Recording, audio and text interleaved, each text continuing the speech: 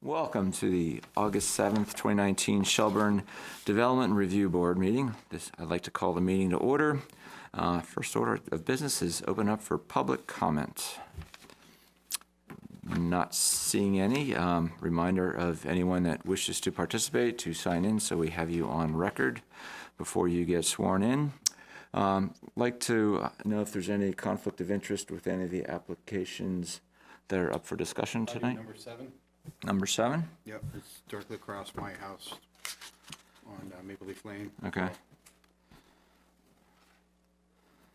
All right. No, Mr. Major. Yep. Got it. All right. From our audience, any concerns with any of us? Any other recusals or anything? Number 7. Okay. We got. I guess I have more complaints. Okay. Well, can we wait till we get to that one? Okay. So we have. Unless the complaints about the participation of a member. Yeah, that's right. Is it about the participation of a member, or the application? Okay. So I thought. Zoning laws. Got it. Okay. We'll get to that. You can get your time on that. All right. That being done, I'd like to move on with the approval of the minutes. So I got a suggestion on page 2 and a question on pages 10 and 11.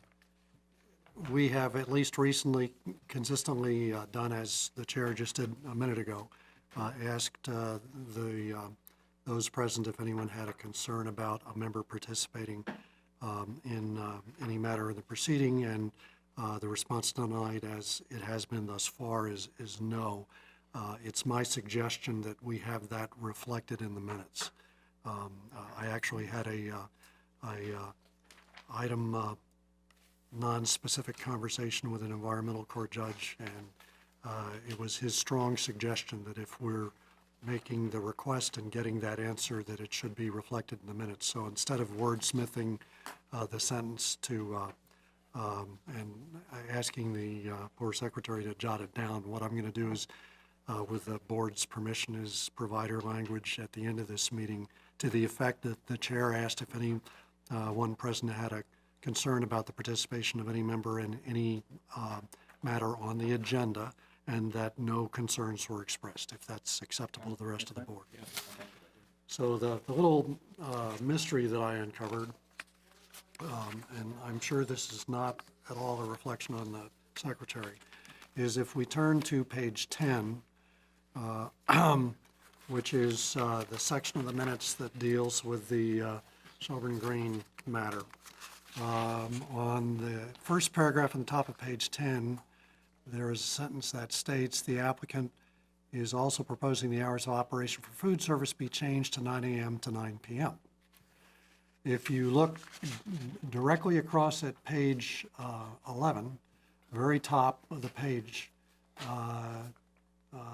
there is a sentence there that states an additional 3 hours of operation is being requested from the food service. That obviously implies that the hours of operation in that paragraph are being described as 6 a.m. to 9 p.m., since the present hours are 6 a.m. to 6 p.m. I don't have any offhand recollection which of those is correct, but we probably don't want to have the minutes going both ways at once.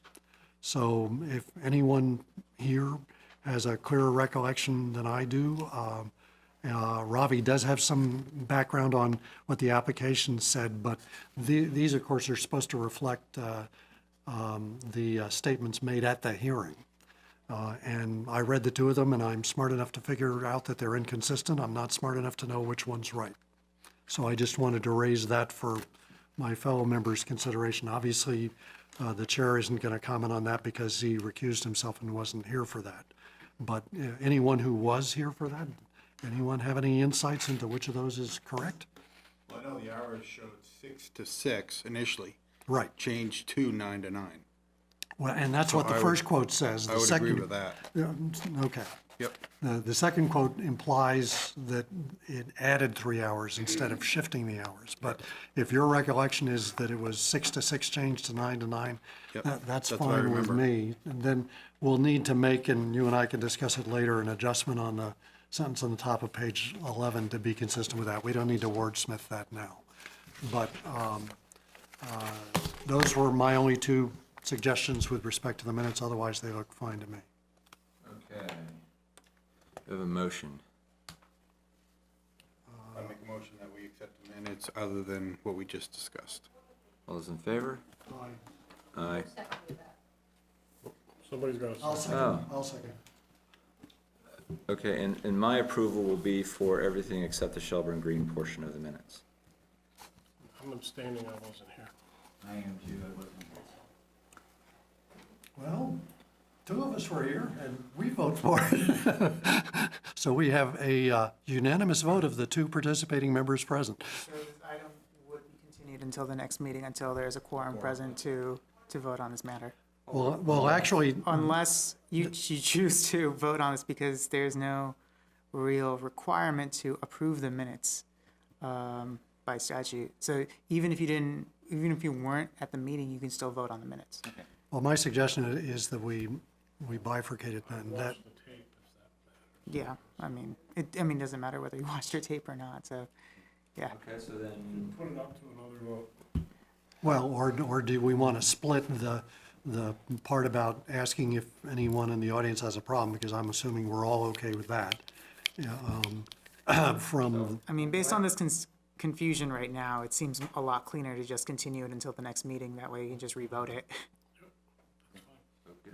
okay. will I be here? Yes, I will. Okay. But we're continuing because We don't have a quorum. of the Yes. people that were here for the minutes.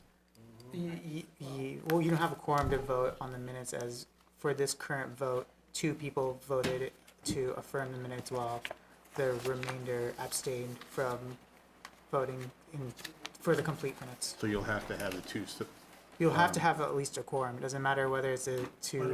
if we split the vote into two, a vote on the conflict piece and a vote on the Shelburne Green piece, then we could postpone the Shelburne Green vote, and we could approve the minutes with Let's just make it simple. Do it all next We'll do time? it all next time. Yeah.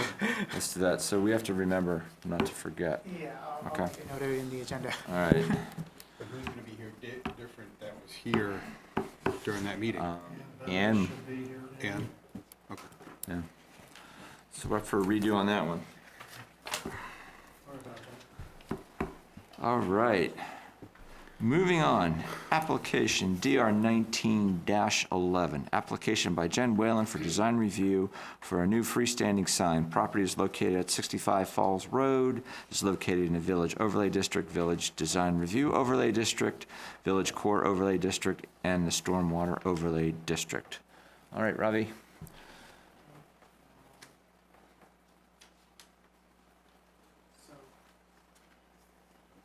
Design review application for a freestanding sign panel. It's just to replace the sign panel. The dimensions of the sign are 40 inches by 25 inches. The Historic Preservation and Design Review Commission reviewed this application during their July 25th, 2019 meeting, and they recommended approval to the DRB at their meeting with the condition that a sign permit be required prior to the installation of the new sign. Staff has no concerns at the moment with this application. At this point, staff will defer to the applicant. Is anyone here to speak to this application? Hello, would you like to come up to the mic and speak to it? All right.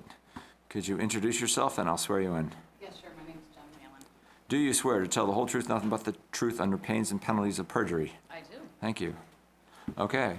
So I am the co-owner of this new business venture at 65 Falls Road.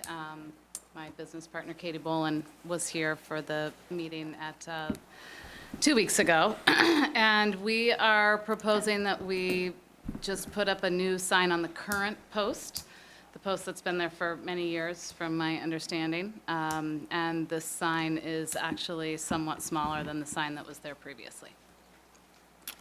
Okay. Any question from board members? Any question from the public?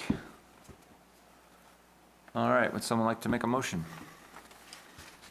I would make a motion to grant design review approval to Precourt Investment Company LLC and Jen Whalen for a new freestanding sign panel at 65 Falls Road as submitted, with the one condition that a sign permit be required prior to installation of the new signage. All those in favor? Aye. Aye. All right, very good, thank you. All right, second application is SP 19-07 and DR 19-10. Application by Precourt Investment Company LLC for site plan review to expand an existing parking lot and create access among adjoining lots. Properties at 65 Falls Road, 50 Shelburne Shopping Park, and 11 Shelburne Shopping Park are in the Village Center District, Village Core Overlay District, Village Design Review Overlay District, and the Stormwater Overlay District. Okay, Ravi. So,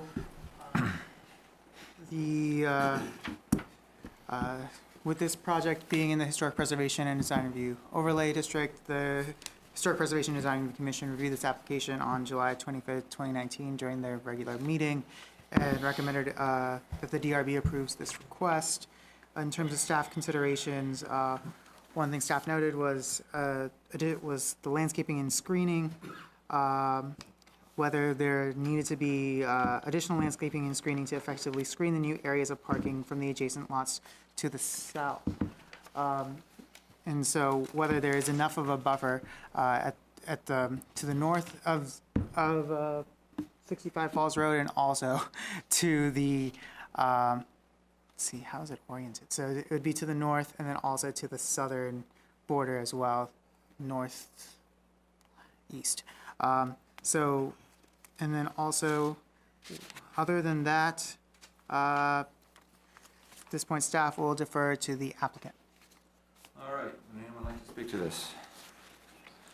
State your name for the record. Brian Precourt. Do you swear to tell the whole truth, nothing but the truth, under pains and penalties of perjury? I do. Thank you. Okay, Brian.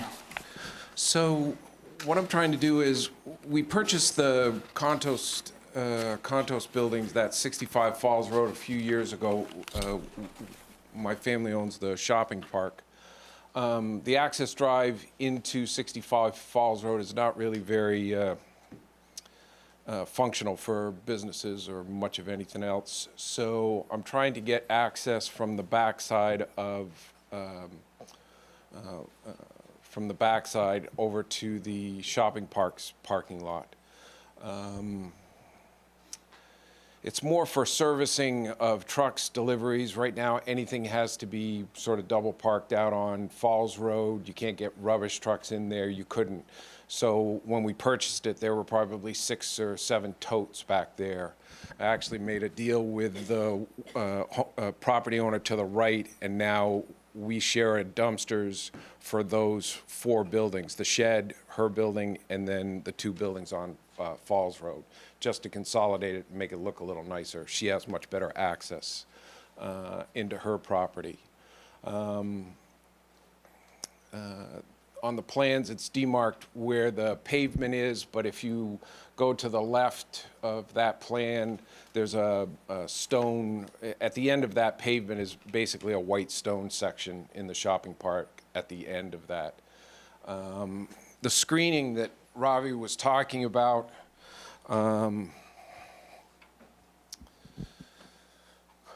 this is the old shed and bar building that we also own. I believe it's a screening between here. I'm not sure, I didn't propose any screening because to the north, the next lot, that's their parking lot. To the next lot, the dentist, that's their parking lot. So I'd be screening between parking lots. It's, you're looking at all the same stuff.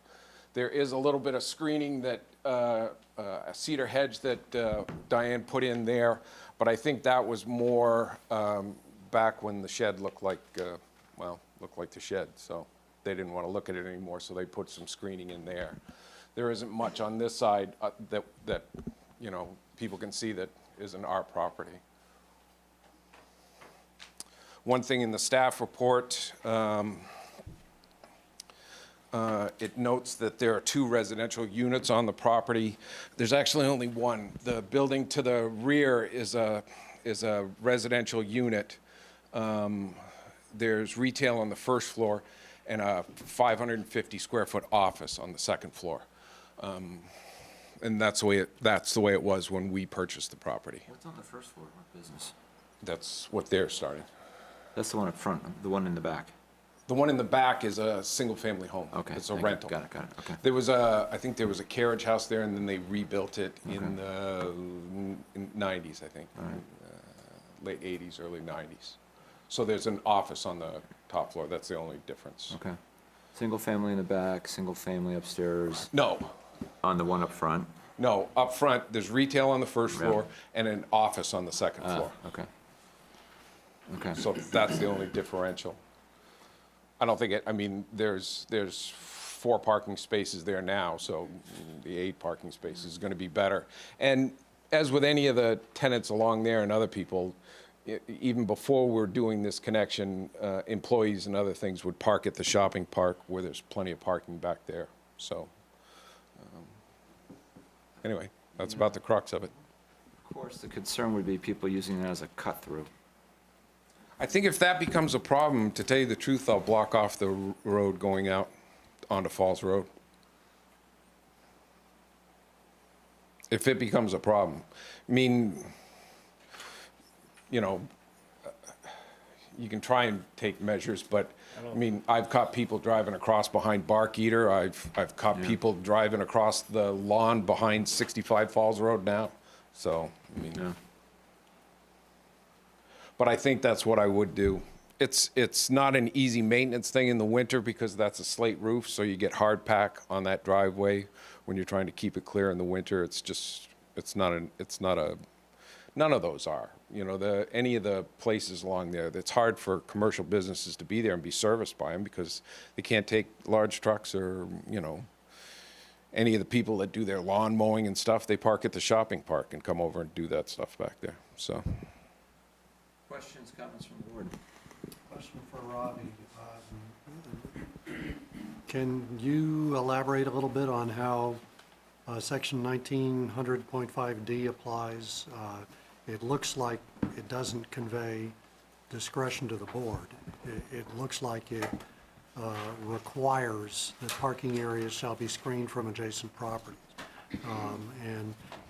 As a newbie, I have no idea whether that's been flexibly applied in the past or whether this would be creating an exception that would be problematic if we didn't require the screening. Yeah, and so there aren't any exceptions in the bylaw that can be made for site plan review. What the applicant pointed out in terms of the area where screening would be, it would be the back of the shed and also the back of the parking area along that boundary line. Staff at the moment did not have enough information to draw a conclusion whether there was enough screening. It was somewhat hard to tell in aerial photographs and from seeing the property, and that was something that the DRB may confirm in a hearing and also require a landscaping plan if necessary, if there needed to be additional screening required. Yeah, I mean, just to be perfectly clear, I don't see much practical reason for the screening at all, but I don't want us to get into another fence situation, as it were. Well, there's no screening on the other lot, so there must be some precedent because when those lots were put in, that was lawn back there and buildings, so. Well, that's why I asked whether there had been a practice in the past of not applying that language as written, or whether that what appears to be exceptions to it were grandfathered because they were predated. As a newbie, I wouldn't know, but that's exactly the issue I was raising. And when site plan review is required, the entirety of section 1900 is triggered from our view. So this is something that would be triggered as well as something new.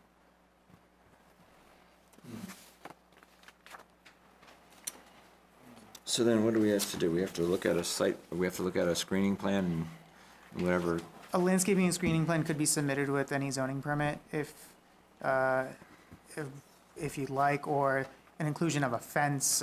That's completely Something up to you. that shows that we're abiding by the bylaws, Yeah, and it's that happy compromise where we can't just arbitrarily waive something. yes. Yeah, this is hard to, I mean, the quote is solid fencing or screen-like evergreen plantings. There's not, there's not a lot of wiggle in that.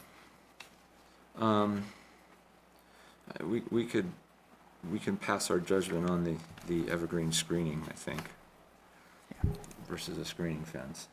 It's true. Let's do that. Again, I'm not- See where we're I'm not- going, Brian? No, not really. All right, so, You want me we- to put a plan through when I get the permit with a couple of trees blocking my Thank- own building? just a few, not a lot. We, After I made that shed so pretty, is that what you're saying? No good deed goes unpunished. I know. We have rules we have to follow, unless you want to go to the planning commission, see if they can give you No, something specific. I've been there. All right, I thought you might have been. So, you gotta give us something that we can work We can with, just okay? condition it, so that he's gotta submit an acceptable plan at, when he- Acceptable to whom? Acceptable to us. Landscaping plan Yeah. in conformance with section 1900.5 must be submitted with a zoning permit application. How about just saying subject to compliance to the section? Yeah, yeah, That's the short version. yeah. condition it, leave this alone. Okay. So just a couple of trees? Yeah. Okay. Yep, that's fine. That's the evergreen. Got it. Or fence.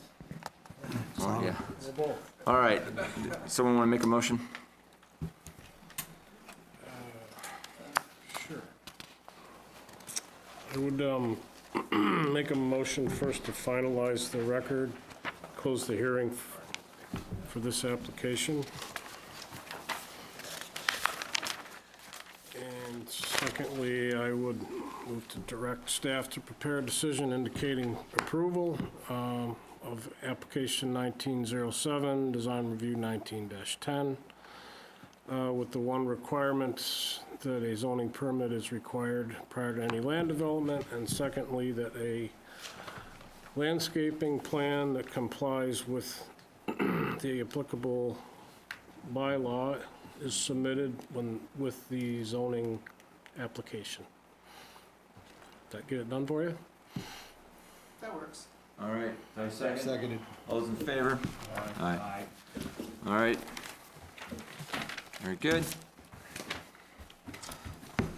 Next application, SUB 19-10/FBZ 19-02.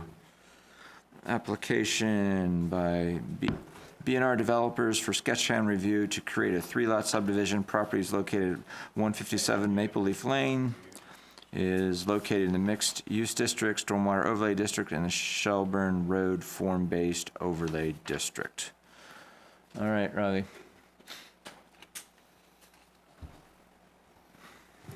This is a request for a 3-lot subdivision at the property located at 157 Maple Leaf Lane. The applicant is seeking compliance with the Shelburne form-based overlay district. The property is currently 20,037 acres, or about 0.46 acres. The applicant is proposing to create a 7,000 square foot lot and two 6,200 square foot lots under the form-based code. Correction for the record, 20,000 square feet. Square feet. Square feet, It's yes. not a Western ranch. That would have been interesting. My apologies. Let's see. In terms of the concerns that staff has noted, one has to do with the open space requirement under form-based code. The applicant is seeking compliance under building type 1, which is a detached dwelling unit. Under that requirement, the applicant is required to set aside at least 15% of each lot as open space in one of the open space types that's listed in the form-based code. This open space can also be combined to conform to this requirement. But the open space, specifically on page 4 and top of 5 on your staff report, it has to be for resource conservation or maintaining forest cover, or that is enhanced and managed for outdoor recreation and civic use, working lands, or local food production. That's the general gist of idea of the open space requirement. And also later on in page 5, the open space shall be one of the types identified in figure 1.5.5. So that is something that staff recommends that the applicant's final plans include. Secondly, with street type, staff understands that the existing street does not need to be rebuilt. However, the existing street does not have sidewalk or the street trees under the public realm standards that's listed in the form-based code. That's on page 5 and also page 6 with a diagram that shows the street tree configuration that's necessary along with the sidewalk configuration. And staff recommends that the applicant provide both these elements, the sidewalk and the street trees, in their final plans. With the subdivision regulations, staff recommends that the board classifies this as a minor subdivision. At this point, staff will defer to the applicant. Okay. I think you've been sworn in before, so you're good to go. Okay. Does everyone know where Maple Leaf Lane is? Yeah, yeah. Okay, yep, right after Tennybrook Square, there's a small street, dead-end street. With reference to that, the form-based overlay district, how far does it go down on that street? All the way down to Bay Road, I think is the... It includes the entirety of the mixed-use district. Okay, So this entire residential neighborhood is included in the mixed-use district in the Okay. regular zoning, and therefore is included in the overlay district. okay, thank you. So, Maple Leaf Lane is on the western side of Route 7, right after Tennybrook Square, if you're heading south. It's got 21 or 22 single-family homes on it right now. Currently, there's a mobile home on this parcel. As Ravi said, we're looking to cut it into three lots. 62 to 7,000 square feet. Homes will be, as I said, single-family homes, probably a little under 2,000 square feet, and a garage, nothing real large. Water and sewer is out in the street. There's a fire hydrant at the far end.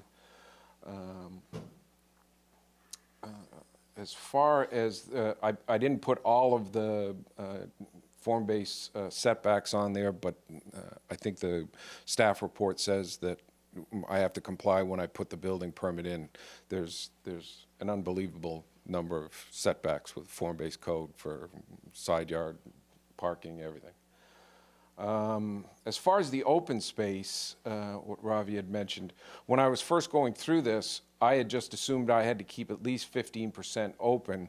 One of the building types in that in 155 talks about, I believe it's called private yard and gardens. That's one of the types that's listed. So my intention was, for each one of the lots, it varies, with the 15%, it varies anywhere for the two smaller lots to about 9,300 square feet, or 930 square feet to about 1,000 square feet.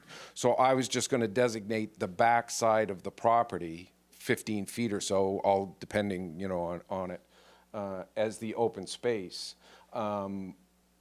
It's out, in my reading of it, that's what I had always intended on doing. I thought since it's outside of the building envelope, because the rear yard setback is 20 feet, I thought that could accomplish it. The back of this property backs up against Cedar Haven's open land section in the back there. So that's how I was planning on addressing it. I'm hoping that I'm reading the regulations correctly. I don't know. I'll have to double check, figure 1.5.5, because there are a lot of different ones. That was one of the ones. Private yard and garden was one of the types that was listed, and that was my thought process when I was originally doing the layout. So anyway, that's where I was coming from on that. I'm hoping that there's a couple of things. We have to go to the Build 2 zone. I'm probably going to go to the back side of that Build 2 zone. On the street right now, homes are set back anywhere from 35 to 45 feet away from the street. So you have a certain street fabric that's there now. with that build to zone, it's 38 feet. So these are gonna already be a little bit closer to the street than the other homes that are there. I mean, it's in the realm, 38 to 45, but that's what I was trying to do to maintain sort of that street fabric. And in talking about that, I mean, it isn't a huge deal to put a sidewalk down that 190 feet of thing, but it'll be the only sidewalk on that street. Do we have the ability to waive that, Robbie? There is, No, not for sidewalks, under waivers. but it talks about waiving, there, in that waiver section, and it talks about the street, what the hell is the title of it? Because it will make the houses stand out and be out of place with. But it talks about the street makeup and how you can waive it. I'm not looking to waive the trees. And it may not look too stupid if you put a sidewalk as required out to the street. You know, might look a little stupid, but, you know, that I'm not worried about. But a sidewalk for 187 feet, I think there is, and I wish I could see where I'd written down what that, it's in the waiver section, and it's under. It doesn't list sidewalk specifically. It actually lists curbing, and it lists, I think, facilities. So I would like to see if we could waive that section of sidewalk. I don't have a problem putting trees in. So Rob, is that something that you could research and come back to us with? Yeah, I could. Okay. I did not notice noted anything under section 1.7.5. That's the waivers section, regarding the public realm standards. But that's something that I could definitely get back to you about and confirm. This might be an interesting one also to take to the planning commission, because we're creating something that makes no sense. I don't think that would be the intent. I think, I know that the planning commission,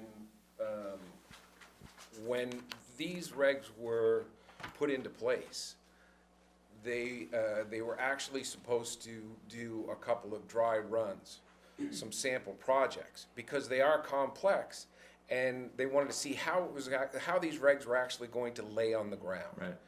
And that hasn't come to play, but the planning commission, when they were going through these regs, always planned on modifications to them as things came up.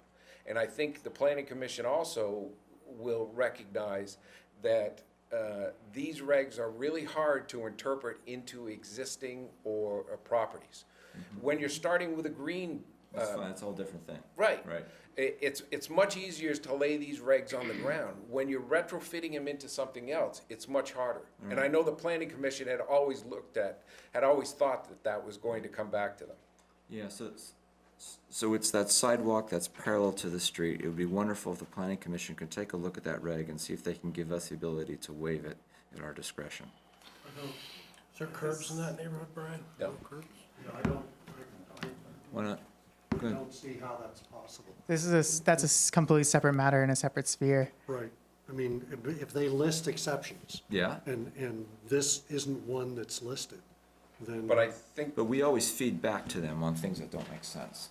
yeah, but Oh, it's gonna take. that's true, but. And this, No, it's gonna happen. Yeah, but it's gonna take an act But of they're gonna have to, Congress. Take they're gonna 3 have years to, to- they're gonna have to change the regulation. right, Take 3 absolutely, years before absolutely, it's done. absolutely. But I That's think what I'm any of saying. that feedback going there, it isn't gonna affect this, you're right. Yeah. You know, but I think there is some wiggle room in that section that I saw, where it specifically talks about the streetscape Yeah. and the ability to wave things on that. Yeah, but if you it can- gives, but if it gives, if it lists things that you can waive, anything not in the list is pretty clearly not waivable. Unless the Or list is, subject to unless, interpretation. All right, well, I'll Bear in- respectfully disagree with Yeah, that. bear in mind that under the waivers section, there are a number of items that are listed as reserved, with the idea that the planning commission would return to this and actually input a waiver for this item, but that does not mean that there is a waiver for that. No, I It just agree. means that this is something that they're gonna get back to, that they want to get back to, but they haven't gotten back to, and therefore what the rest of the bylaw states abides. Okay, does the planning commission, whatever they do, does that need approval by the select board before it gets enacted? Yes. Yes. Years, okay. Right. Okay, so it could take a couple of years. no, you got public meetings, you got, Takes a you got long 2 time. public meetings, you gotta notify all the And then the towns. select All right. board has another meeting. Yeah, all right, so Rob, see what's there, see if there's something we can work with. Yeah, and we'll have But to it's look at that. definitely, that section is talking about the streetscape. Right. So, We'll have I to mean, look at it should be, I'm not at all a proponent of the sidewalk. I think it's a ridiculous requirement. it's, But- well, but- in certain aspects, I don't think it is ridiculous. Well- But, and what they're trying to do. But in here, it just makes no sense whatsoever. But, fair point. What I should have said, in the context that you described, when you're superimposing it on an existing street, I agree. it makes no sense to me. That's different from saying that I feel comfortable that because it seems dumb to us that we can waive it. We've got to get better authority than that. We can't do it now. Because Unless, we gotta do some homework and see what From my streetscape understanding, means. the waivers don't list a waiver for sidewalks in the form-based code. I can confirm that if you'd like, but from my knowledge, there is no specific waiver for this. And I would Yes. add that if Bobby's going to be tasked with doing that, that means that we can't act on this tonight. We need to continue it. Right, So you're back a meeting. So there are pros and cons to pursue. well, this is sketch. It's a sketch, Yeah, so we got anything time. final. Yeah, we got time. Okay, all right, go ahead. So we So talked about sidewalks. You Nope, said- all utilities are gonna be underground, there's poles at either end. Chances are, a couple of pedestals would have to be put in for Lot 2, for power and phone. Not a transformer, just a secondary pedestal, nothing major or can be landscaped around. Where would that be, would you Probably, think? Street side? what's that? Street side?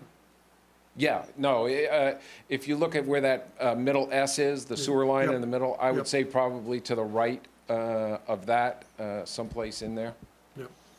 is that plastic catch basin existing or proposed? That's existing. Okay. And that's fed by a 1-foot smooth. We're planning on keeping that ditch line there and the ditch line in the back, going over to there. Okay, At most, we may, all depending on how the driveway sugar out, we may extend that, a pipe up and put a catch basin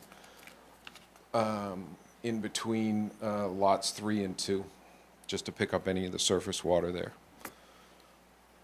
I'd So have, there's no subsurface piping in the road now? It's all just sheet drains in the road? just sheet drains on that and everything from up top. That's the only catch basin that I know of that's on the street. Everything on there is sheet drained.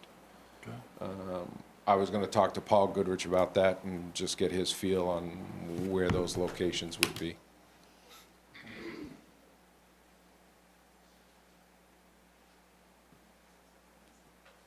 questions from the board? All right, any comments from the public, this application?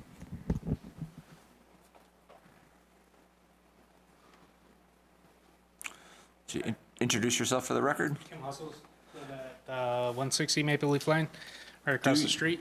Do you swear to tell the truth, the whole truth, and nothing but the truth under pains and penalties of perjury? Yes, I do. Thank you. So my one complaint is I've been applying for variances since 2005. And basically, the last time I applied for a variance was, I think, 2015. And all I really wanted to do is add 54 more square feet on a deck, existing deck that I had, basically. When I came in and applied for a variance, I wasn't able to do that. Now you put this free-form zoning in place, and now you're gonna stick up 3 houses that are 6,000 square feet. And then you have another 300 square feet of sidewalk that's gonna go on. And then how are you gonna propose that the 15% of open space is gonna stay? How is that going to be governed? That people aren't gonna be able to put something on it like bricks or anything like that? How's that gonna happen? So first of all, the freeform zoning, that's a bigger thing associated with the town, and that was up for public vote, and that's been Yeah, out I there, know, okay? yeah, So- I know. So our job is to I make get sure it. applications comply to whatever the rules are. I'm And not- You saw that in action, okay? I'm not complaining about that. Understand I mean, I get that Understand it that. passed So- and everything like that. so And I I- have no problems with sure. Brian that he wants to So I- go on and put three on there and he wants to make money and I get that. So, good for him. so back to your question, like, okay, how do you know if people don't put bricks back there and all of a sudden that open space is gone?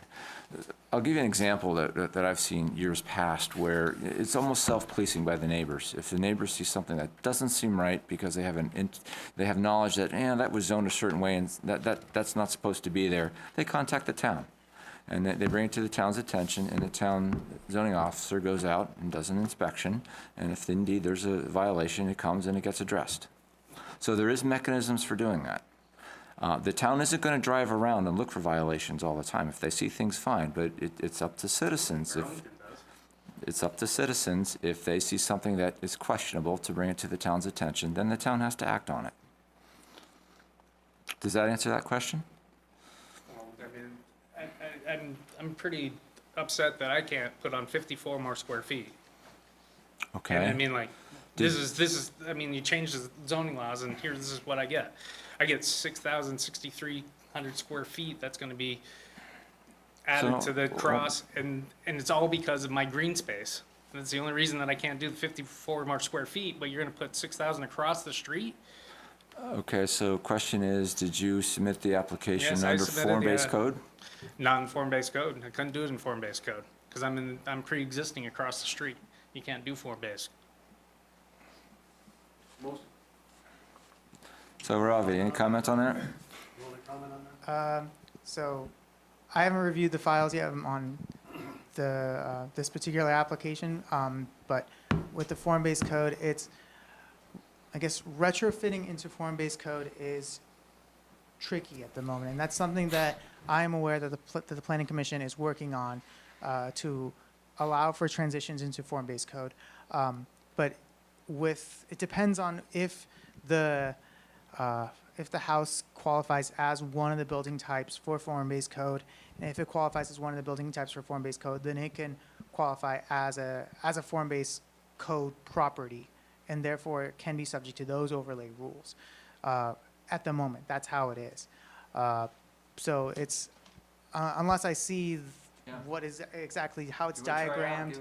Yeah, how it diagrams. it's hard I've for already me done to it twice. determine. I don't want to But come have you back. done it under form-based code? Yeah, but I don't want to go through the form-based code and look at all the rules, because there's a ton of rules on that. The other problem that I have is I've spent 15 years getting the water out of my basement. The existing watershed is probably not going to cut the three houses at 2,000 square feet to get the water out of the neighborhood. And there's 3 houses on the other side that there's a foot drain over there, but there's only a 4-inch drain that goes beyond the street, which goes into Bayview. That's a 4-inch easement that goes over to, I don't know what that, Bayview Drive. That's probably not going to be enough water, what is it?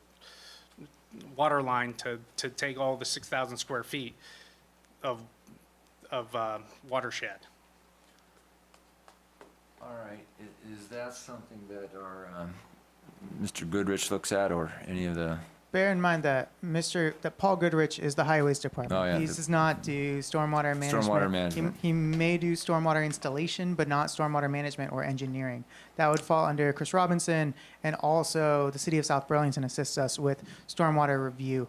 Okay. And that would be by Tom DiPietro and Dave Wheeler up in the city of So South my Burlington. thoughts are, we have citizens that are questioning the ability of the infrastructure to handle wastewater, so as a town, we're obligated, and we want to make sure that things are done properly. Yep. So how do we get that done? Is that something that Mr. Precourt has to look at and work with town? Yeah, that's something that And the make sure it applicant can. interfaces with the towns? Yeah, and also, I'm sure Chris Robinson, the water quality superintendent, can handle as well, that anyone with stormwater, basement flooding, any of that, please do call Chris Robinson, water quality superintendent. He handles stormwater management for the town. Okay. So your comments were noted, and actions need to be assessed, studies need to be, looked at to make sure that we're not getting ourselves into a bigger problem. Okay? So, a couple of things. I grew up on the street. My parents moved there when I was 5. So, We still own the house, a house up at the top of the street. We rent it out. The homes were built in the 60s. They dug out the basements. They used block foundation, and then they took the fill, the clay fill that they dug out, and put it back around. So I know that the house that we own has a leaky basement. I think a lot of them down there have leaky basements. It's a block foundation, and they didn't put the right backfill in it. You know, I understand that. You know, that's the way it is. So I understand that I can't see how these are going to affect the groundwater right across the street. We're going to look at the pipe coming Take a look across. at it, Yeah, and make sure.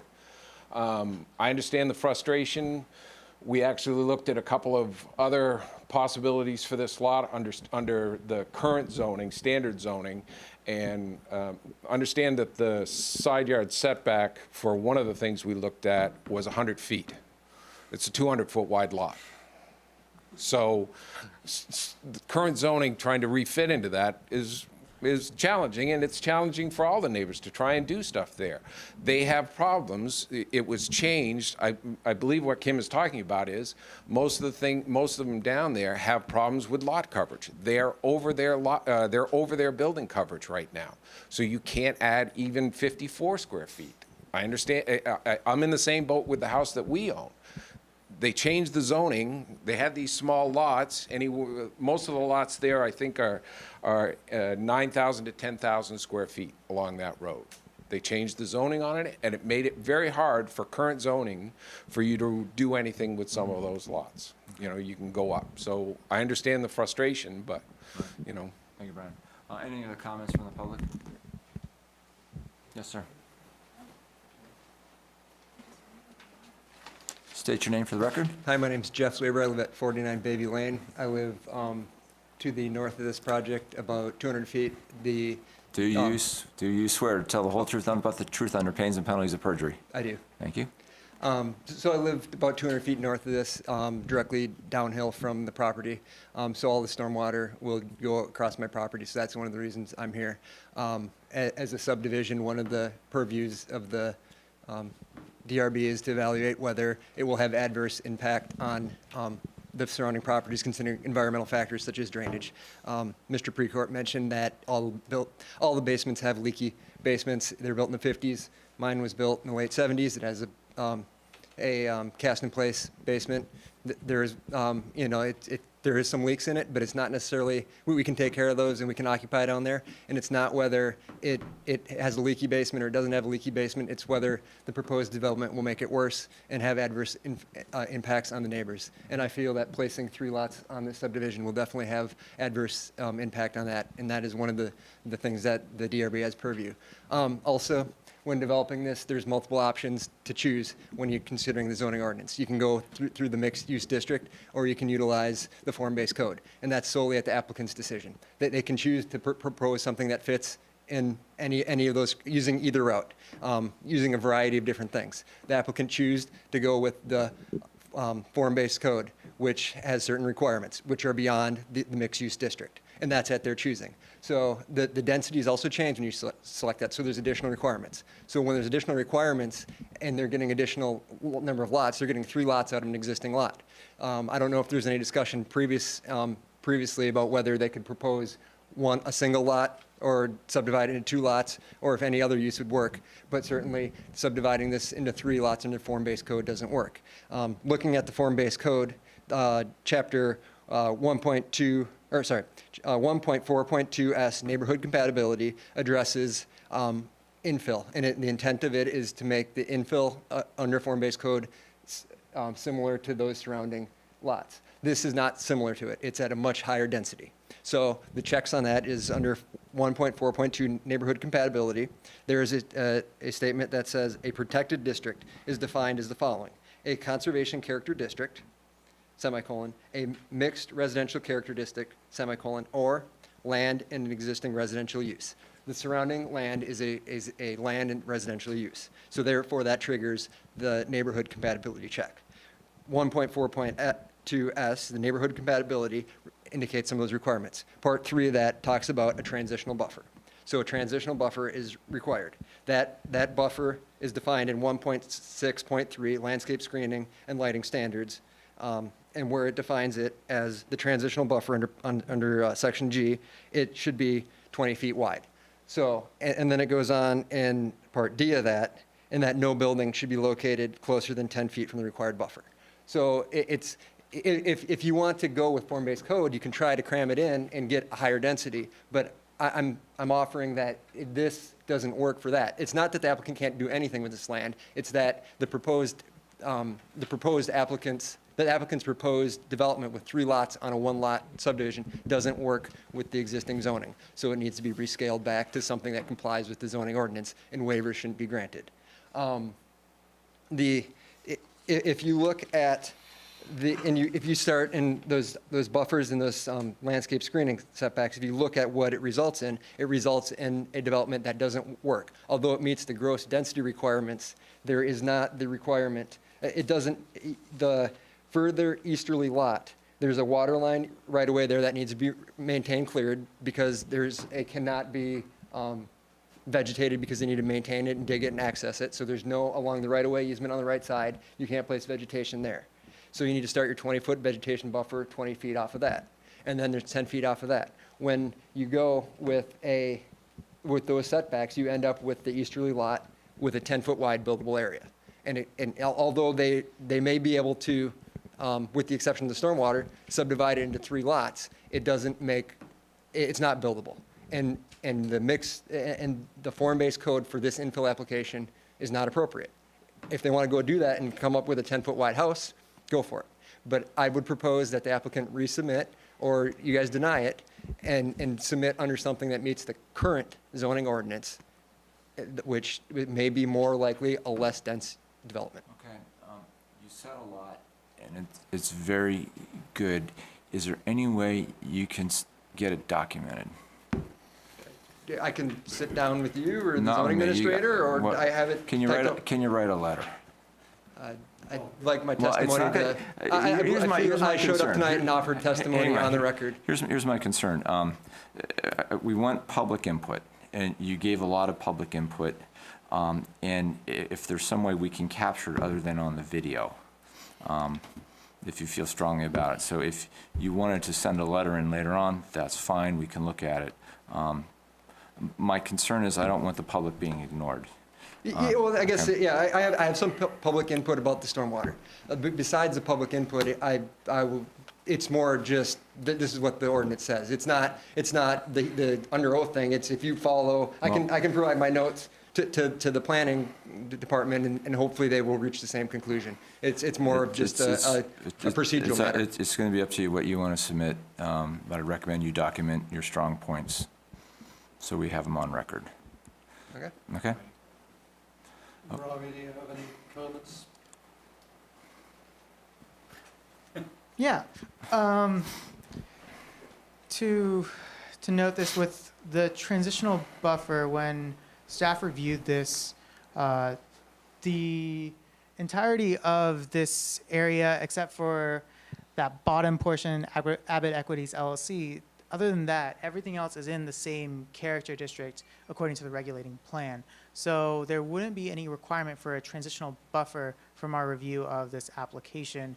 A transitional buffer is similar to one that you saw last meeting with the step down, and also the requirement for shade trees and possibly a 5 to 8 foot stockade fence. But for something like this, based on the character district, staff did not note that as a requirement. One thing that the DRB can take into consideration is its compatibility with the neighboring residential areas. That is one of the review criteria, as mentioned by sorry, what was your name?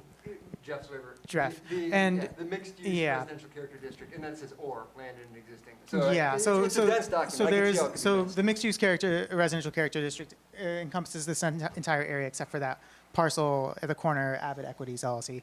But that is but in terms of compatibility, that is one of the criteria that you would apply according to the subdivision regulations under Section 800. Okay. Any other comments from the public?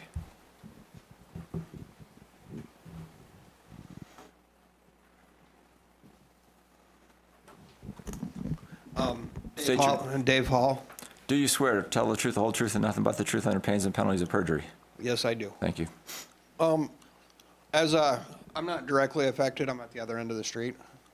But just for the character of the neighborhood, please find some way not to put a sidewalk in.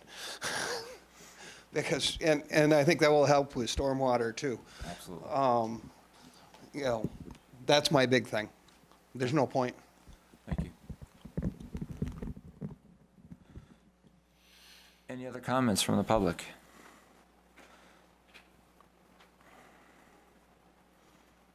So, sorry. Hello, Eileen Nickel, 125 Maple Leaf Lane. I'm a neighbor right next Do door. you swear to tell the whole truth, nothing but the truth under I certainly pains do, and and penalties I of don't perjury? do this. I have a Thank teacher you. voice, but I just want to support no sidewalk, blessed be, that will ruin our neighborhood. And I can't imagine what that would do with this. The water drainage is the biggest issue, I feel, is on our half of the street. It seems like anything that's been done south of us over the years, I've lived on the street for 31 years, within a year, the water drainage on my land changes. And I don't know if enough attention is given to the drainage of the surface water south of our street, because it does affect my street. And we have now two drainage, one on both corners of my property, and they run 24/7. I don't care how cold it gets in the winter. They run constantly. And I still have water issues in my backyard. I know Henry Morrill had issues too. So I know Brian is aware of it. But it needs to be addressed, because it doesn't just affect us, it goes over to my neighbor behind the Bayview people. Okay, It is a big issue, and it has to be addressed. okay. Thank you. Eileen lives to the right.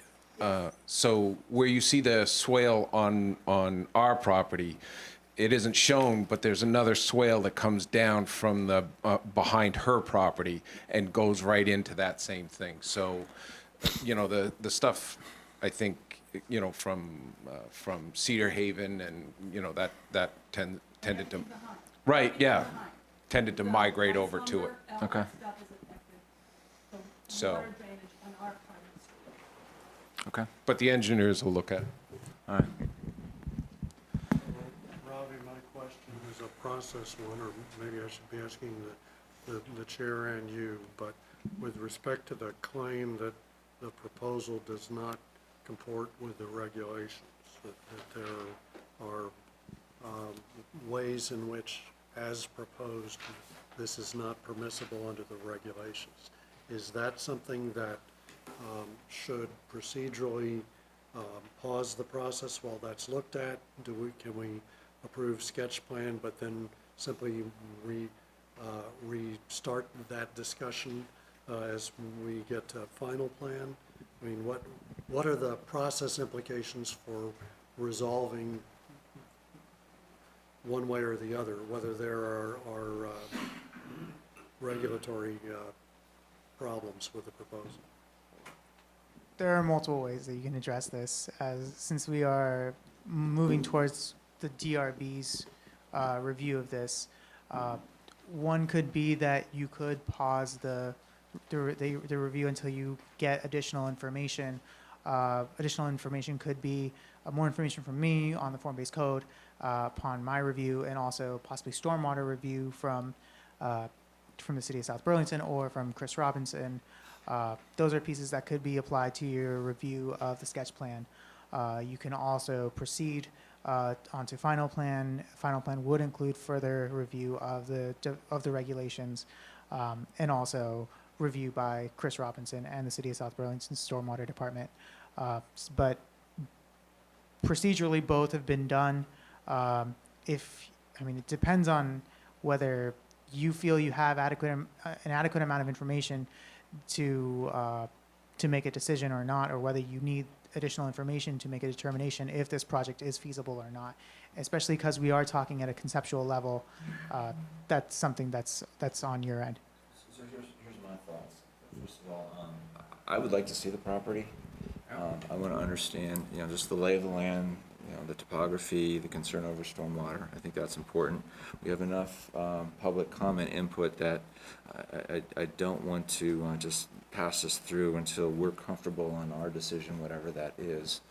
I'd like to understand form-based code. I read your staff recommendations, and I saw everything seemed to align with that, but we did bring up some concerns with regards to the sidewalk that we need to address.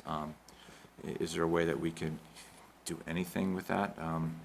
And again, I just want to understand, how that all plays in well together. And again, we want to make sure whatever decision we come to, we can stand by it and we can back it up.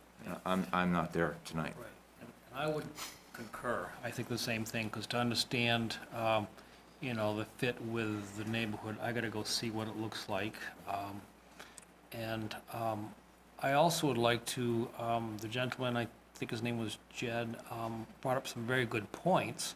So I'd like to, if somehow we could get that in writing, those points, and either A, I would have to do the research myself to see if they, are valid or not, or if you could do that for us. But I think there were some good points raised, and I'd certainly like to understand them before I vote yea or nay. Yeah. Any comments from the board? I agree.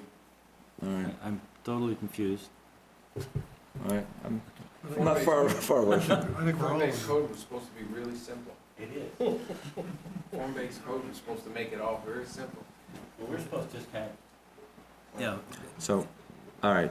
it's our second form-based application, right? All right. Still don't know any better. Any other comments from the public? Any other comments from the applicant? Any other comments from the board? All right. I'd like to make a recommendation that we have a site, we continue, and we have a site visit. So, based on that, we got to pick a definitive date for probably both of those.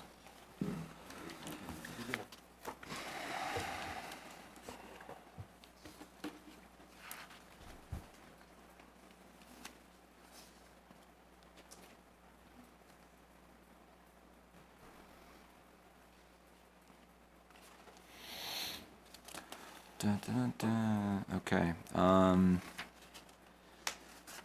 What do you guys think about a site visit the week of August 18th? Do we have a meeting then? Oh, we do. We have a meeting on the 21st. Is that still okay with you, everyone? Any concerns? 21st is a, I'm sorry, Wednesday is the 21st. You want to do it on the 18th? Anytime that week. No, not on the 18th, because I'm just coming back from vacation, so 19th and on. Can we do it that Wednesday before this meeting? I'm okay with that. What do you guys think about Wednesday? I will not be back. I'll be coming back from vacation that day, so. This one, all right, so let's move it out then a day or so. You can, I want everyone there, as many Okay. people as we What's the can. agenda look like for the next meeting? Is that before? Got 2 new items and 2 continued items. One of the items was continued from the previous meeting. which will be very time-consuming, I suspect. So we're being tabled to a September meeting? The continuation looks like it will be, yeah. So we're still trying to work on site visit. Can you do the 22nd or 23rd? I can those are fine. I can do 20 anything that week. All right. I'm free. How about 22nd's a Thursday?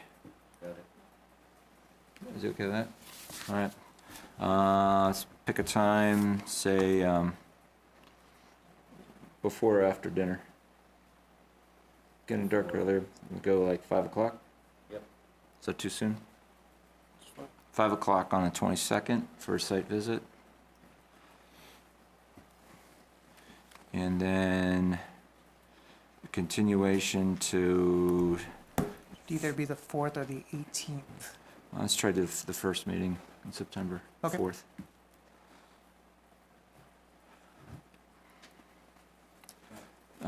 I suggest, if public comment, if you want to document stuff, do so. This is your chance to get heard, and we don't want to mislead you. That's why we have to do this right, okay? That's why we're taking our time on it. Yeah.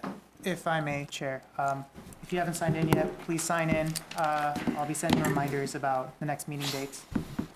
So that would include the site visit and also the next meeting on September 4th, if you choose to continue it to that date. Yeah, let's do that. So please do put your emails down so I can reach out to you.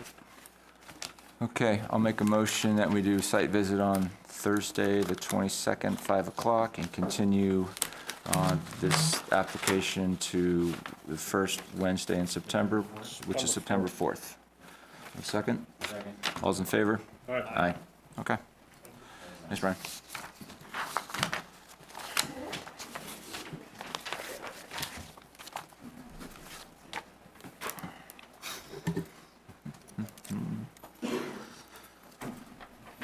All right, next up, application SUB 19-02, application by Civil Engineering Associates on the behalf of APC Properties LLC for final plan review of proposed two-lot re-subdivision.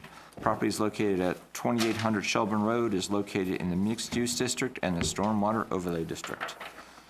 So we're in for final. All right, Ravi, you want to kick us off? Yep. So the two-lot subdivision, as previously heard on June 5th for preliminary plan, the lot to the north, that would be 2.8 acres, would contain the existing retail furniture store retail use. The proposed lot, about 0.95 acres, would contain residential use. At the moment, staff had not noted any blatant concerns with this application as proposed at the moment, and has put forth standard recommendations such as filing a Mylar pre-construction meeting before any work is done on the site. So at this point, staff will defer to the applicant. Okay. Do you swear to tell the truth, whole truth, and nothing but the truth under pains and penalties of perjury? I do. Thank you. For the record, I'm Dave Marshall from Civil Engineering Associates, and this is the third step before the board with regard to this proposed two-lot subdivision. And as shown up on the screen, the southerly half, or the almost square-looking, is the proposed residential lot. And in this particular case, we have reviewed the staff report, and we have no issues with the proposed conditions of approval set forth by staff. And out of all that, are open to questions from the board as far as anything else with the application. Just one thing to add is that there are 2 state permits that are required. That is outlined in the staff report. One of them, state wastewater system and potable water supply permit, that has been issued. Currently pending before the state is the state stormwater permit, operational stormwater permit. So those are in process. Those particular materials were submitted as part of the application package as required. And I guess that's pretty much all we have to offer right now. Okay. Any questions from the board? Any questions, comments from the public? All right, someone want to make a motion? I'll make a motion to finalize the record and close the hearing, and further move to direct staff to prepare a decision indicating approval of the final plan review application SUB 19-02 by applicant Civil Engineering Associates, Inc. on behalf of APC Properties LLC for a two-lot re-subdivision with the following conditions. And instead of reading them, I'm accepting as proposed the 6 numbered conditions in the staff report. Do we have a second? Second. All those in favor? Aye. Very good, thank you. Thank you for your time. Thank you for your time. All right. Next up, application SUB 16-01R1, application by Scott Gardner for a sketch plan review to re-subdivide 3 lots and to establish a 3-unit multifamily dwelling used on one of the proposed lots. Property is located at 1036 and 1056 Falls Road, are located in the Shelburne Falls Mixed-Use District, the Village Design Review Overlay District, and the Stormwater Overlay District. All right, Ravi, kick us off. So this is a proposal to re-subdivide 3 lots. There are 3 lots existing. It's just a movement of lot lines. But part of this proposal also includes a multifamily dwelling use on the back portion of the southern lot that's being proposed. So on that, so there would be two 12,500 square foot lots, fronting Falls Road, and a 72,144 square foot lot, south of those lots. So with this, staff, understands that conditional use review and site plan review would be required with the multifamily dwelling uses. Staff would recommend classifying this as a major subdivision as it is a multifamily dwelling use. I think the other item is that a landscaping plan would need to be provided, a preliminary plan that would show hardwood shade trees on both sides of the private roadway that's being proposed, pursuant to section 810 subpoint 4 of the subdivision regulations. One thing that staff has acknowledged is that this project would require review from the Historic Preservation and Design Review Commission for any new buildings, removal of buildings, conditional use, and site plan review. So that would have to be done before conditional use and site plan review is reviewed by the DRB. At this point, staff will defer to the applicant. All right. For the record, could you introduce yourself into the microphone, and I'll swear you in. Thank you. My name is Scott Gardner. Do you swear to tell the whole truth, nothing but the truth, under pains and penalties of perjury? Yes. Thank you. Okay. Well, I thought that was a good summary, although I didn't think it qualified as a major subdivision. Was that part of your summary? Yeah. It does because it's a conditional use? No, so under section 320, so under Article 2, major subdivision includes multifamily housing projects along with, well, subdivisions itself, but multifamily housing projects explicitly. Okay, well, that's fine. My understanding is that just takes another step. Yeah. Okay, well, that's fine. Well, I thought Ravi gave a good description of the project. Okay. So the existing houses up front, the very old houses, are going to stay? You're just going to refurbish them, is that correct? The house at 1036 is an old house, and at this point, I have no plans for it, Okay. except I don't think the house is salvageable Okay. in any kind of economic sense. So my initial goal here was basically to solve the problem at 1056. I own the property there, and that was a very narrow lot. That's the one down the hill or up? It's on the bottom side of this okay, got it. drawing. Lot 2, okay. Yeah, Yeah. lot 2. So that was a very narrow lot. And the neighbors, I had talked to the neighbors, and, they were interested in selling their property, and so this enables me to kind of get a better shaped lot on lot 2.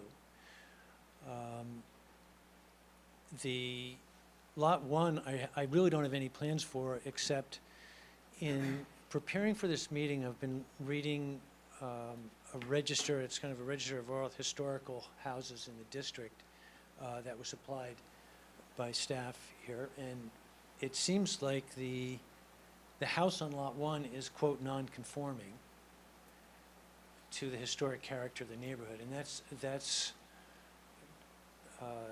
jargon that historic preservationists use, conforming, non-conforming, when they're going through the neighborhood and analyzing the structures. So just to specifically answer your question, it would appear that the town's own register considers the house on lot 1 to be non-conforming. Okay. And I didn't realize that prior to the architect drawing up these drawings. Okay. I probably didn't ask my question clear enough. So of lot 1 and lot 2, what are you going to be doing to the existing structures on lot 1 and lot 2? Lot 2 essentially is not being changed except the boundary. Okay. And I have a drawing of the existing boundary of these lots if you want to see that. But the lot 2, it's just the boundaries changing. Okay. And the lot's getting wider specifically, which it was very narrow before. There's a house there that's under construction that is not changing as part of this application. The driveway is changing from Lot 2. The driveway on Lot 2 right now is really right close to the Lot 2 structure. So what we're doing is pushing the driveway away to where, there's a current driveway now on Lot 1, where it's shown. And what we're saying is we improve that driveway, widen it, and that driveway then provides access for all these units. So, you know, that's something for you to consider. You now have 5 housing units on one driveway. Okay.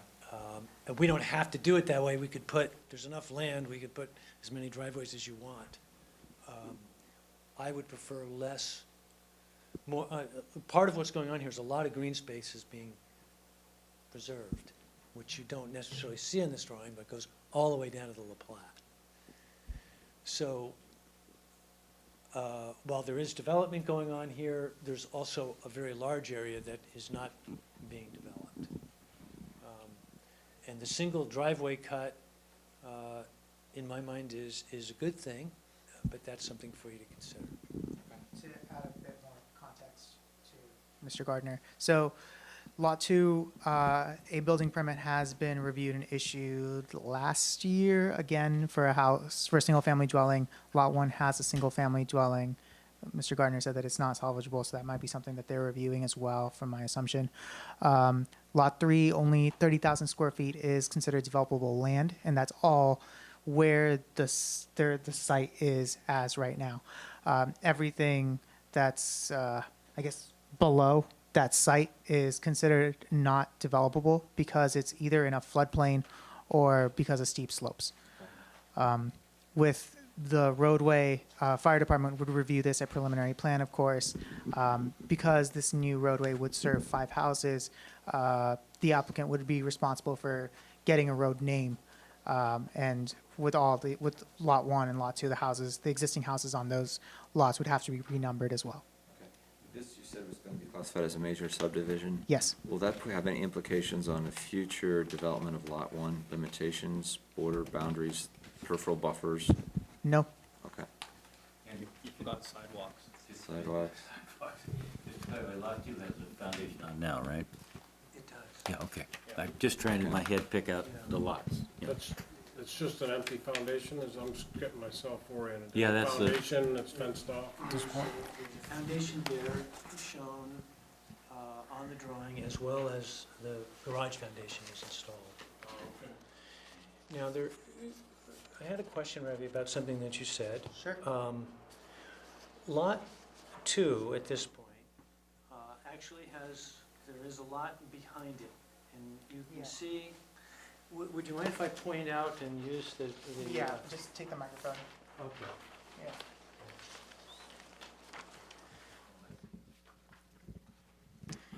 So this is a drawing that was approved by the town. It's part of the record for Lot 2. Right now, there's a boundary somewhere here. Lot 2 is an existing lot, Lot 1 is an existing lot, Lot 3 does not exist. But there is a third lot, which is indicated by the drawing that I've just passed on to you. And it shows it has a building envelope here.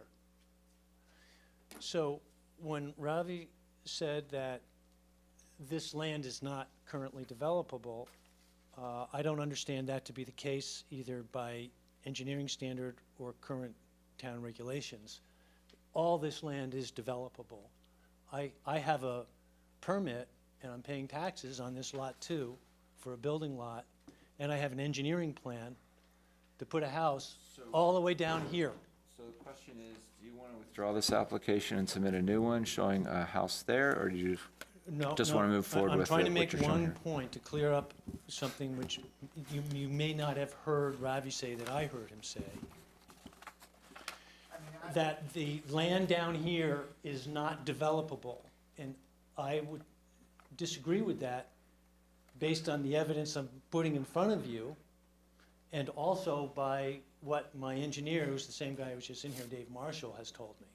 What does that issue have to do with what's before us tonight?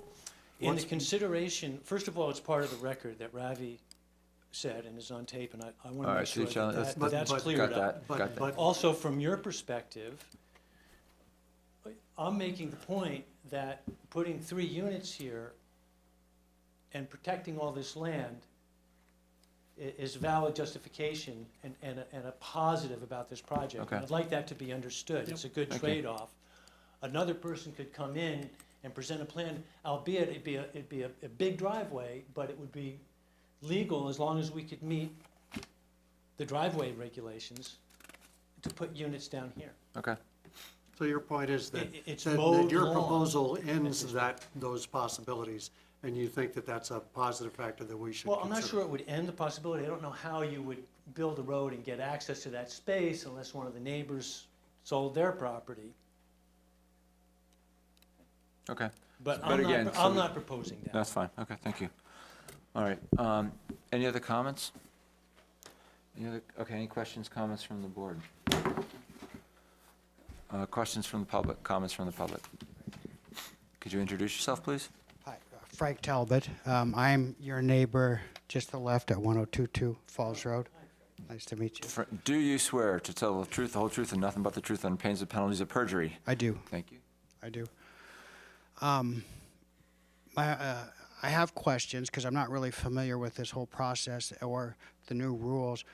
Number one question is, my understanding is this is a historical district, and I'm not really clear on how, a 3-unit multifamily building, which could really become like an apartment building, rental units, can be built in such a small area, basically right in our backyard, in a historical district. Let's address that. So the Village Design Review District, Ravi, what's the definition of that? Thanks. So, the Village Design Review Overlay District applies to the village and the falls. From my understanding, it would be anything in the National Historic Register, anything that could qualify in the National Historic Register. So one thing that Mr. Gardner was talking about was about non-contributing and contributing structures for the Historic Register. And so it mainly evaluates those structures in that location with the understanding that those structures in that location would be assumed contributing structures. A further evaluation would determine whether it's contributing or not, but Okay. it's under that understanding. And so part of this application would require review by the Historic Preservation and Design Review Commission for the building of any structures, the demolition of any structures, conditional use review, site plan review, even the layout. So after this is just a conceptual stage to determine whether the subdivision is feasible. After this point, the Historic Preservation and Design Review Commission would review possibly the structures that would be constructed, the demolition of any structures if there's going to be any demolition, and the entire layout and concept to determine their criteria, which is listed in another set of guidelines for historic structures in the Shelburne Village to maintain the aesthetic of the entire village and falls area. Thank you. So I guess that also addresses my second question, which is there's a barn on Lot 1 that I assume is going to be demolished, which kind of surprised me because it seems in the historical district that should stay. Historic preservation. That's all. We'll assess that. But that's okay. They're, And just so then- you know, they're an advisory committee to us, and we have to act and approve everything that they bring to us, so. Okay. But they do all the heavy lifting on whether or not things are appropriate and Okay. so forth. And then the third thing is just that I'm not really opposed to this development. I think it's great to pull more living units into Shelburne and make it more of a vital community. But to have, 3 multifamily units tucked in right behind us, which could turn into, I don't know how many bedrooms are there and how many cars could be in that small area. I mean, if each one is a multifamily unit, there could be possibly 3 young children living, teens living in each one, which means we'd have, 9 cars parked back there and, a lot of use in a very small space that just seems really inconsistent with the district that we're in. So, that's it. Robbie, is there anything about the regulations governing the district that forbids multifamily structures? No, it would require conditional use review, but nothing that would forbid it entirely.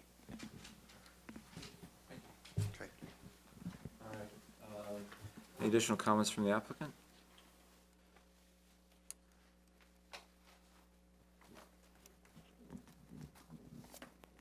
Well, I had a question, it's probably more about the process. We had talked, when I first came in, I mean, this is not the first meeting, we started with staff, but staff was recommending that we come to you first and then go to the historic section, so you'll get another shot at the, the question Yeah. of what can be torn Right. down or not. Right. But when you make a decision here, okay, yes, you can go on, or no, you don't meet the standards, is that what goes on here? We will make a recommendation based on Yeah. what was provided tonight. Right, yeah.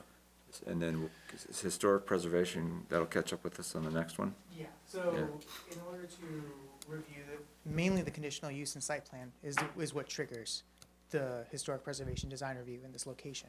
So, staff would recommend that if you are to authorize preliminary plan review, that, believe there's a condition of approval that says that, prior to reviewing the conditional use and site plan review applications that are required for this application, that, the applicant is required to go in front of the Historic Preservation and Design Review Commission for their recommendation. That's a requirement Right, for that. absolutely. Yeah, So that catches up with us in the next cycle, yeah. with our board here. So at the next step, at preliminary plan, a determination would be made on historic conditional use, site plan, preliminary plan, and possibly design review as well. If you're having the historic preservation review, the buildings, the demolition and the construction of new buildings. If that all makes sense. Okay, great. Okay. Thank you. You're suggesting that we add a 4th condition to the list of review by the Historic Preservation Commission? Or is that in the regs anyway? So we It's really already don't in have the to regs require that? anyways. Yeah. Yep. Yeah, I don't see any reason for Oh, adding okay. it. I just wanted to Yeah. clarify. Yeah.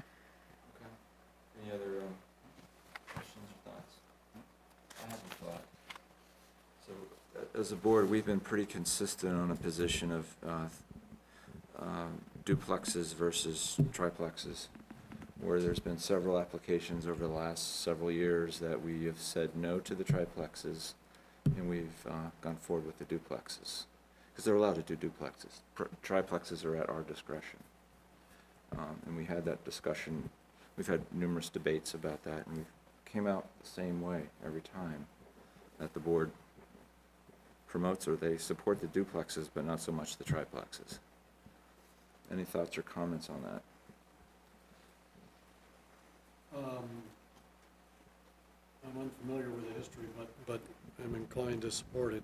I don't see, looking at the draft motions, an agreement to do more than let an application proceed with a multifamily dwelling use. It doesn't say how many. I think it does say triplex somewhere, Yeah. doesn't it?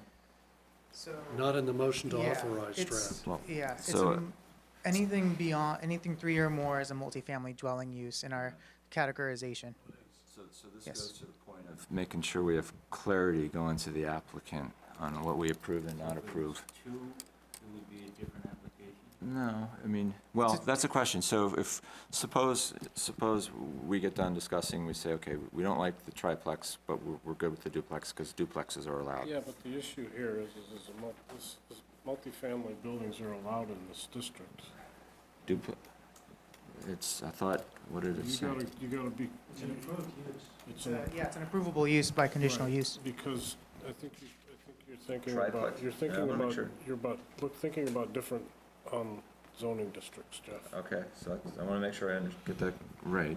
It's right on the drawings. All the permitted uses and everything are listed on the drawings by the architect. So let me I ask wouldn't disagree Rob. with you, though. Hang on, let me ask Robbie the question. Putting two duplexes instead of Excuse me. a triplex. So Robbie, is it within our jurisdiction as a DRB to approve or not approve a triplex versus a duplex?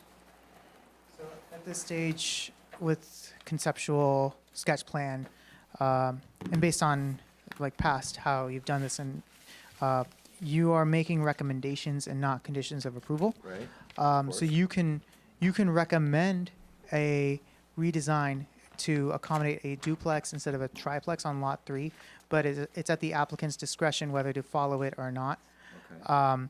If I'm not mistaken, the two-family dwelling use would not trigger conditional use and site plan review. So there would be some procedural things that we'd have to modify, but it is a recommendation that you could potentially make. It's up to the applicant's discretion whether they choose to follow that recommendation or not. Okay, so from a DRB perspective, all we can do is make a recommendation on a duplex versus a triplex as we go through all the different steps. Is that correct? No. At the sketch. At sketch. Sketch. So, right, okay, so then when it comes to preliminary, then we can have a definitive yes or no, correct? Yes. Okay, so this gets into the point about making sure there's, guidance and clarity, because what I would not want to have happen is that us mislead the applicant at this early sketch stage, and they're moving along the path thinking that a triplex is okay, and then when we get to the preliminary, all of a sudden we say, no. Yep. We don't support a triplex. But- So, go ahead. Chair, prior to making any conclusions about duplexes versus two-family dwelling unit uses, three-family dwelling uses, or and the like, have a basis for this. So, I highly recommend that you would not make recommendations that are outside the bylaws that could be construed as arbitrary or Well, that's why I want to make capricious. sure I understand what the bylaws are. But what Robbie's saying is if the bylaws permit us to approve triplexes, if it sounds like we have an informal process of never doing it, then we've really changed the bylaws. Again, never doing it, it's just based upon what's been put in front of us, and we've deliberated on that, and we've come to a consent. We voted on it. What Robbie's saying is we can turn triplexes down. It has to be on the facts of each case, not because we always turn them down. Correct, I agree. And also, just, if I heard you right, Robbie, that if it was a two-family dwelling instead of a three-family dwelling, that would change some of the permit requirements for Mr. Gardner. Yes. So if you were to change this into a two-family dwelling instead of a three-family dwelling, and if the applicant so chooses, this would be a minor subdivision. There wouldn't be as much review involved. Historic preservation and design review would be required, of course, for the approval of the structures, but there wouldn't be a site plan review involved. It'd just be considered at the most a boundary line adjustment that's large enough to be a re-subdivision based on the distribution of land. I just want to make sure Mr. yeah. Gardner understood that there are choices he could make that might, may make permitting easier going forward. I have no idea. Just wanted to make sure that was clear from both sides. So I guess what I would like to know is, in this vicinity, in this neighborhood, are there other duplexes or triplexes? There's multifamily dwellings. There are out multifamily as dwelling well. units. But are they Multifamily dwelling duplexes or units. triplexes, or are they apartments, or what are they? Because I'm trying to From- figure out what the character of the neighborhood is. From the top of my head, I am aware of an apartment building on the north side of Falls Road. I'm aware of the Gallipo store, so that has the, There's two apartment yeah. buildings on yeah. Falls Road. So On 3 the, units? on the, or on the north, that are 3 units or more, I believe. I'm pretty certain. Okay.